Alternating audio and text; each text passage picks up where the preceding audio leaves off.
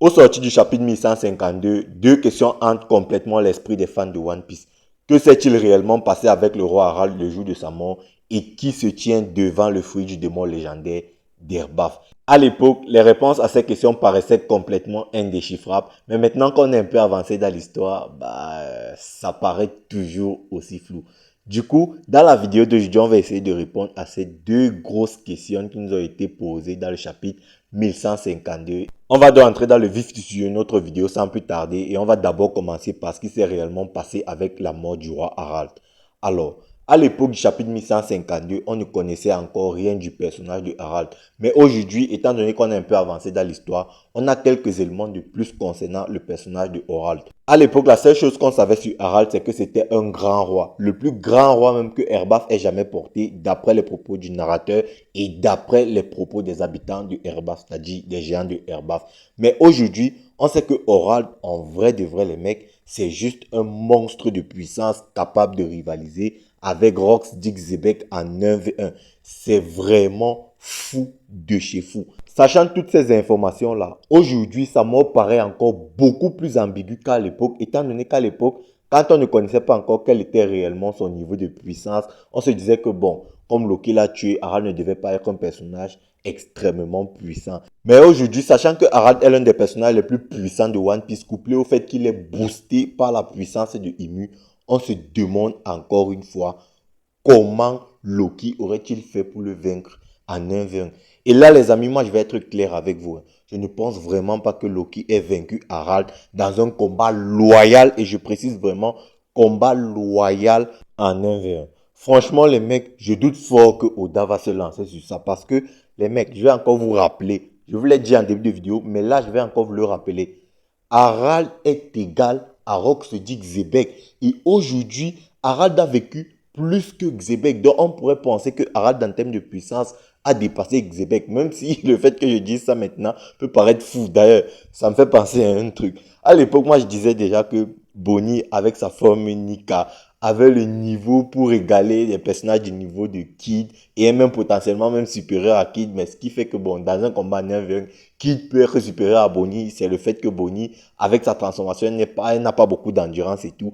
Bah, aujourd'hui, quand les mecs voient la transformation de Bonnie en animé, ils se disent, mais c'est fou, Bonnie est puissante. Mais frérot, quand vous lisez le manga, vous étiez en train de lire quoi? Est-ce que vous ne compreniez pas que Bonnie était en forme Nika? Moi, je comprends pas. C'est juste une dinguerie. Mais bref, pour en revenir sur Harald, je disais que le mec a vécu plus que Rox Dixebeck, donc il ne serait pas fou de penser qu'avec le temps, Harald a encore évolué en termes de puissance et couplé au fait qu'aujourd'hui, il est devenu chevalier divin, donc est boosté par la puissance de Ymue et possède une immortalité, on va dire une invincibilité, ce qui fait qu'il est capable de se régénérer lorsqu'il reçoit des coups mortels. Bah, comment est-ce que vous voulez que Loki batte un adversaire de ce calibre-là en 1v1? C'est-à-dire là, on a dépassé le niveau de Rox Dixebeck. Franchement, les mecs, moi, je ne crois pas une seule seconde que l'auteur va se lancer dans ça. En vrai de vrai, si l'auteur va dans ces eaux-là, ça va vraiment me surprendre. Je serais très déçu, je ne vais pas vous mentir, je serais très déçu que le niveau de Xebec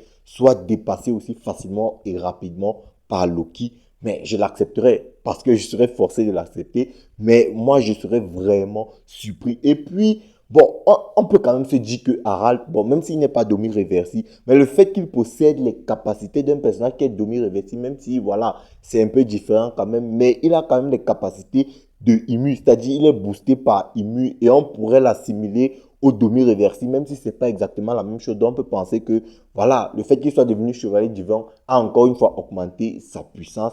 Bah, peut-être qu'il se rapproche du niveau de Xebec, Domi Reversi, même si je pense absolument pas que les deux personnages ont le même niveau. Bon, c'est pour vous dire que, franchement, je doute très fort, vraiment, je doute fortement que Loki va vaincre en un adversaire qui a peut-être, bon, pas peut-être, hein, même si à mon avis, il est encore loin du niveau de Rox Xebec ou de Mi-Reversi, mais je doute quand même fort que Loki va vaincre en 1v1 un adversaire qui a presque le même niveau d'un adversaire que Gap et Roger sont donné du mal en 2v1 de vaincre. Franchement, les mecs, je doute fort que Oda se lance dans ça. Et encore une fois, je ne pense pas que Harald Chevalier Divin soit égal à Xebec Tsudomi Reversi. Pour moi, Xebec Tsudomi Reversi, voilà, c'était juste autre chose. Il était vraiment beaucoup trop puissant. Et d'ailleurs, pour moi, Xebec Tsudomi Reversi a un niveau qui se rapproche très fortement de celui de Joy Boy.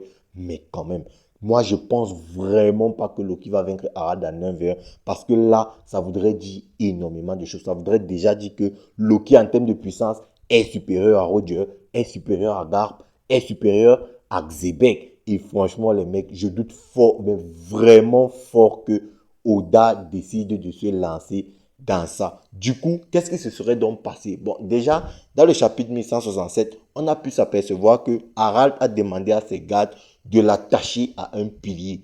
Donc, ce qui signifie que Harald, forcément, même s'il est contraint d'obéir aux ordres de Imu, il va s'auto-brider, peut-être même qu'il va s'auto-mutiler pour permettre qu'on le batte plus facilement, en fait. Donc, du coup, Harald ne sera pas à 100%. Ça, c'est une alternative. Je ne dis pas que c'est ma théorie finale, mais c'est une alternative. Harald ne sera peut-être pas à 100% et qu'il va, on va dire, s'auto-brider, il va leur donner les astuces pour le vaincre plus facilement, étant donné que lui, il est encore doué de parole, contrairement à Xebec Tsudomi Reversi, qui lui ne pouvait même plus parler et tout. Donc, Harald, il est doué de parole, il peut dire comment faire pour le vaincre et tout, il va s'auto-brider. D'ailleurs, il a même demandé à ce qu'on l'attache sur un pilier et tout. Donc, peut-être que c'est comme ça que, voilà, il va réussir à faire en sorte que son fils Loki réussisse à le tuer, et peut-être que c'est comme ça que Loki va réussir à le tuer parce que Harald va s'auto-brider, Harald va se retenir au max et Harald va les aider même à le tuer. Maintenant, l'autre alternative à laquelle j'avais pensé et à laquelle je pense encore jusqu'à présent,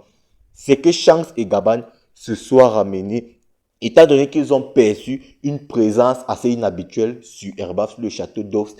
Et en plus de ça, ils ont perçu le Haki des Rois. Du coup, ils ont compris qu'il se passe quelque chose au château d'Ost. Donc, du coup, Gaban et Shanks viendront se battre aux côtés de Loki pour essayer d'arrêter et de tuer même directement le roi Harald. Parce que vraiment, les mecs, je ne vois pas un scénario dans lequel Loki finit le travail et Gaban et Shanks débarquent sur le château et ils découvrent juste les faits. C'est-à-dire, ils arrivent là, voilà, complètement spectateurs avec un Harald affalé sur le sol, mort, et un Loki debout devant Harald et tout. Voilà, moi, je pense vraiment pas que ça va se passer comme ça. Je pense que si Gaban et Shanks nous ont été introduits dans ça, surtout que Gaban a dit qu'il était présent au château lorsqu'il débutait à narrer ce qui s'est passé. Voilà, il a dit qu'il était présent au château. Donc, du coup, je pense que s'il a dit ça, c'est parce qu'il s'est battu à un moment ou à un autre. Donc, c'est ma théorie ultime par rapport à ce qui s'est passé avec la mort du roi Harald.